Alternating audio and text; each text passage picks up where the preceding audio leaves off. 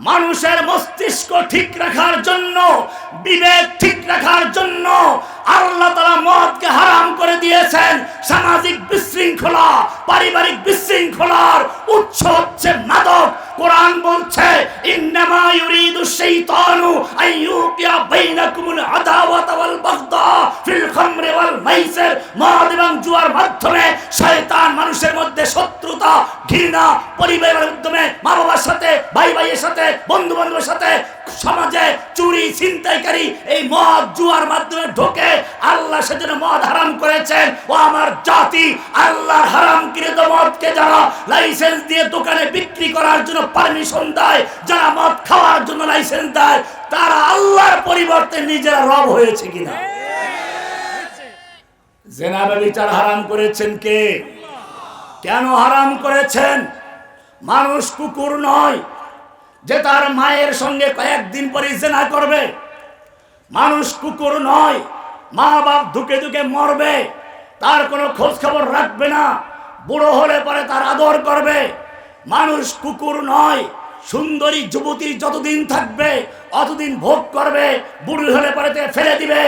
আল্লাহ সুবহানাহু ওয়া তাআলা মানুষের বংশের নিরাপত্তা দেওয়ার জন্য জিনা ব্যভিচারকে হারাম করেছেন। পরিষ্কার বলেছেন লা তাকরাবুজ জিনা, খবরদার তোমরা জিনা ব্যভিচারের ধারে কাছেও যেও না। ইন্নাহু কানা ফাহিশাতাও ওয়া সা সাবিলা, এটা হচ্ছে একটা খারাপ কাজ, অশ্লীল কাজ। ও আমার জাতি, আল্লাহ তাআলা জিনা ব্যভিচারকে হারাম করলেন। সেই জিনা ব্যভিচারকে যারা বৈধতা দেওয়ার জন্য, যারা বেশ্যাদেরকে বেশ্যা বলা যাবে না, পতিতা বলা যাবে না, বরং তাদেরকে সমাজে আইনি প্রতিষ্ঠা দেওয়ার জন্য যৌন কর্মী বলতে হবে, সমাজে তাদেরকে বৈধতা দিতে হবে। এজন্য নারী কমিশন করে যারা সুপারিশ করে, সেই সুপারিশ সমর্থন করে, তারা মুসলমান না কাফের? আরো সামনে চলো। আল্লাহ সুবহানাহু ওয়া তাআলা মানুষের নিরাপত্তার জন্য, জীবনের নিরাপত্তার জন্য কিসাসের বিধান দিয়েছেন। কিসাস আল্লাহ প্রদত্ত বিধান। কোরআন বলেছে কুতিবা আলাইকুমুল কিসাসু ফিল কতলা, আল হুররু বিল হুররি ওয়াল আবদু বিল আবদি ওয়াল উনসা বিল উনসা। হত্যার বিনিময়ে হত্যা আল্লাহ ফরজ করেছেন। এরপরে বলেছেন ওয়ালাকুম ফিল কিসাসে হায়াতুন ইয়া উলিল আলবাব, হে জ্ঞানী লোকেরা, তোমাদের জন্য খুনের বদলায় খুন ফরজ করা হয়েছে। কেন ফরজ করেছি? এটা এজন্য এর দ্বারা অনেক লোকের জীবন বাঁচবে, খুন বন্ধ হয়ে যাবে। কারণ যদি একজন খুনিকে বিচারের মাধ্যমে মাঠে এনে সবার সামনে তার গর্দানটা উড়িয়ে দেওয়া হয়, যে দেখবে, যারা শুনবে, কিয়ামত পর্যন্ত আর তার কেউ হত্যা করার কথা কেউ মনে করবে না। আফগানিস্তানে ইদানিং একটা কার্যকর করেছে। আমাদের দেশের কিছু পত্রিকায় লিখেছে, সাংবাদিক বলেছে প্রতিহিংসামূলক হত্যা বাস্তবায়ন করেছে। ওদের মাথা খারাপ হয়ে গেছে। মনে রাখতে হবে, হত্যার বিনিময়ে হত্যা, খুনের বদলায় খুন ফরজ করেছেন কে? আল্লাহর এই বিধানকে যদি কোনো ব্যক্তি প্রতিহিংসা বলে, তুচ্ছ-তাচ্ছিল্য করে, ও আমার জাতি চিৎকার মেরে বলে সে মুসলমান না কাফের। আল্লাহর কালাম, আমি কালাম নিয়ে কথা বলছি, আল্লাহর কালাম। আল্লাহ তাআলা চোরের জন্য, জানমালের নিরাপত্তার জন্য, জানের নিরাপত্তার জন্য কিসাসের বিধান দিয়েছেন। মালের নিরাপত্তার জন্য চোরের হাত কাটার বিধান দিয়েছেন। কোরআন পরিষ্কার বলেছে আস-সারিকু ওয়াস-সারিকাতু ফাকতাউ আইদিয়াহুমা, চোর চাই পুরুষ হোক চাই নারী হোক, যেই হোক না কেন হাত কেটে দাও। বিধানটা কার? আল্লাহ বলছেন না কালাম মিনাল্লাহ, এটা আল্লাহ প্রদত্ত শাস্তি, কারো ক্ষমা করার সুযোগ নেই। মক্কা বিজয় হলো মাত্র 3 দিন হয়েছে। এর মধ্যেই মক্কার কুরাইশ বংশের সম্মানিত শাখা বনু মাখজুম গোত্রের একজন মহিলা চুরি করে বসেছে। চোরের নামটাও আবার মহিলার নাম ফাতেমা। সর্বনাশ হয়ে গেছে। মক্কা বিজয়ের পরে প্রথম ঘটনা, এই মহিলার হাত কাটা গেলে কুরাইশ বংশের নাক কাটা যাবে, তাহলে কি করে রহিত করা যায়? সেজন্য আল্লাহর নবীর কাছে একটু সুপারিশ করা প্রয়োজন। কে সুপারিশ করবে? সেজন্য আল্লাহর নবীর পালক পুত্র যায়েদের পুত্র উসামা, আল্লাহর নবীর পালক নাতিকে সবাই ধরলো। তুমি গিয়ে একটু তোমার দাদার কাছে কানে কানে বলবে, ইয়া রাসূলুল্লাহ, একটা চুরির ঘটনা ঘটে গেছে, চুরিটা করেছে মক্কার এক সম্ভ্রান্ত নারী, এর হাত কাটা গেলে গোটা কুরাইশ বংশের বদনাম হবে, আপনার বংশ তো কুরাইশ বংশ, তাছাড়া ওই মহিলার নামটাও আপনার মেয়ে ফাতেমার নামে নাম, তাছাড়া এই লোকগুলো নতুন ইসলাম কবুল করেছে, মুসলিম, হাত কাটা গেলে পরে ওরা মুরতাদ হয়ে যাওয়ার আশঙ্কা আছে। অনেক সাজিয়ে গুছিয়ে এ নিয়ে বেনিয়ে আল্লাহর নবীর কাছে বলা হলো। হাদিস খুলুন, আল্লাহর নবীর কাছে যখন এই আওয়াজ পৌঁছানো হলো, সঙ্গে সঙ্গে নবীর চেহারা লাল হয়ে গেল, রাগে ক্ষোভে তিনি বললেন, আতাশফাউ ফি হাদ্দিন মিন হুদুদিল্লাহ, ও উসামা, তুমি আল্লাহর একটা বিধান নিয়ে আমাকে সুপারিশ করছো। জেনে রাখো, এই রোগের কারণে বড় লোকেরা চুরি করলে আগে হাত কাটা হতো না, ক্ষমা করে দেওয়া হতো, গরিবরা চুরি করলে হাত কাটা হতো। এই কারণে পূর্বের যুগের লোকদের ধ্বংস এসেছে, সামাজিক ব্যবস্থা, আইনি কাঠামো, ন্যায় বিচার ধ্বংস হয়েছে। জেনে রাখো, এটা আল্লাহর বিধান। আল্লাহি ইন্নালাউ ফাতেমাতা বিনতে মুহাম্মদ সারাকাত, যদি এই কুরাইশ বংশের মেয়ে ফাতেমা নয়, আল্লাহর নবী মুহাম্মদ সাল্লাল্লাহু আলাইহি ওয়াসাল্লামের কলিজার টুকরা, আজকে সেই ফাতেমাও যদি চুরি করত, লাকাতাতু ইয়াদাহা, আমি আল্লাহর বিধান বাস্তবায়ন করতে গিয়ে তার হাত পর্যন্ত কেটে ফেলতাম। আল্লাহর বিধান বাস্তবায়ন করার ক্ষমতা, এটা পরিবর্তন করার ক্ষমতা কারো আছে? যারা আল্লাহর সেই বিধানকে বাতিল করে কয়েকদিনের জেল জুলুম দিয়ে দেয় আর আল্লাহর উপরে প্রশ্ন করে, সেই লোকগুলো মুসলমান না কাফের? তবে এখানে ভালো করে বুঝতে হবে, এটাকে দিয়ে তারা ইসলামের এই বিধানগুলোকে দিয়ে ভয় দেখায়। ইসলাম আসলে চোরের হাত কাটা যাবে, বর্বর আইন।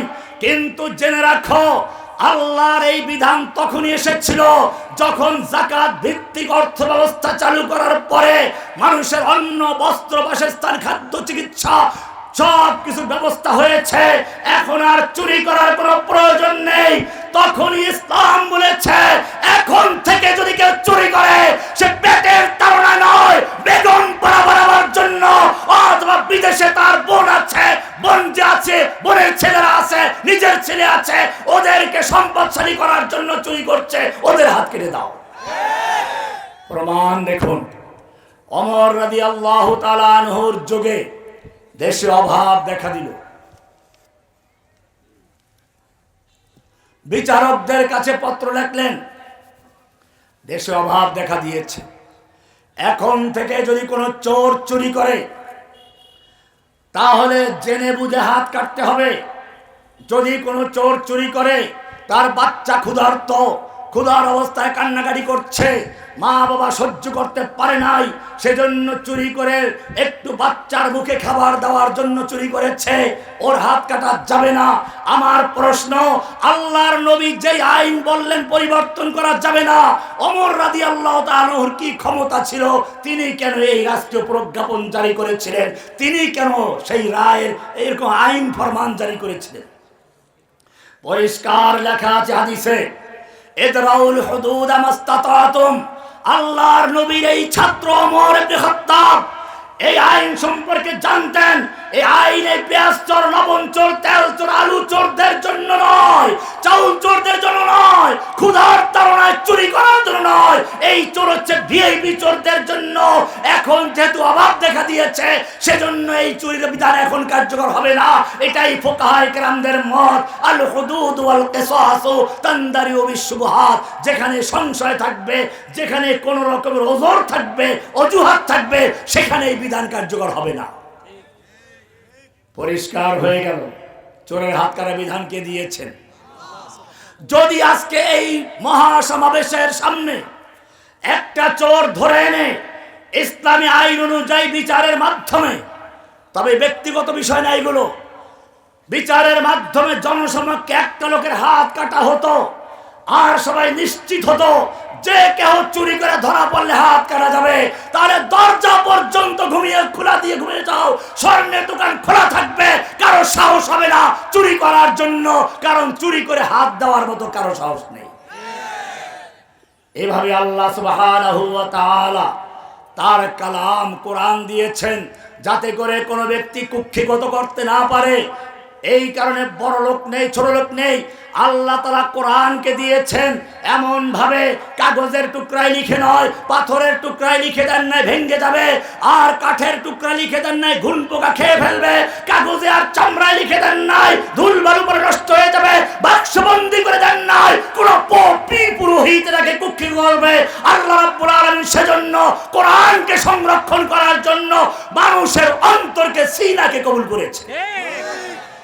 কোরআন আল্লাহর কালাম। আপনি বলবেন কোরআনে তো আছে, ওই যে বাউলদের মতো, লাউ আনজালনা হাযাল কুরআন আলা জাবাল, যদি আমি এই কোরআনকে পাহাড়ের উপরে নাজিল করতাম, আলা জাবালিন নাকেরা, যে কোনো পাহাড়, বাংলাদেশের পাহাড়, ইন্ডিয়ার পাহাড়, আর কোথার পাহাড়, হিমালয় পাহাড়, দুনিয়ার যত বড় পাহাড় হোক না কেন, লাউ আনজালনা হাযাল কুরআন আলা জাবাল, আমি যদি এই কোরআনকে পাহাড়ের উপরে নাজিল করতাম, লারাইতাহু খাশিআম মুতাসাদ্দিআম মিন খাশিয়াতিল্লাহ, তাহলে তুমি দেখতে আল্লাহর ভয়ে পাহাড় বিনয়ী হয়ে চূর্ণ বিচূর্ণ হয়ে কুরকুরা হয়ে যেত। কে বলেছেন? এত বড় কঠিন কোরআন, এত বড় ভারী কোরআন, যেটাকে আল্লাহ নিজেই বলেছেন, ইন্না সানুলকি আলাইকা কওলান সাকিলা, হে নবী আপনার উপর আমি এক ভারী কোরআন নাজিল করতে যাচ্ছি। ইলাহুল আলামিন, এই কোরআনকে তুমি মানুষের সিনার মধ্যে কিভাবে নাজিল করবে?